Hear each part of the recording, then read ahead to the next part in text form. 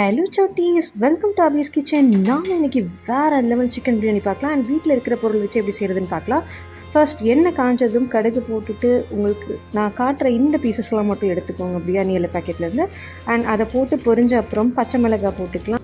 தென் பொடியாக நறுக்கிய பெரிய வெங்காயம் அண்ட் தென் தக்காளி ஒரு 2-3 நல்லா மிக்சியில் அரைச்சி போட்டுக்கோங்க. அதை நல்லா வதக்கிட்டு இஞ்சி பூண்டு பேஸ்ட் போட்டு நல்லா வாசனை பூர வரைக்கும் வதக்கிக்கோங்க. தென் சிக்கனை வாஷ் பண்ணி போட்டுக்கோங்க 2-3 டைம். அண்ட் ரொம்ப வாஷ் பண்ண வேணால் ப்ராய்லரோட எசன்ஸ் போயிடும். அதுக்கப்புறம் நம்ம தேவையான அளவு மஞ்சள் தூள், மிளகாய் தூள், கலருக்காக காஷ்மீரி மிளகாய் தூள் எல்லாம் சேர்த்து வதக்கிக்கோங்க.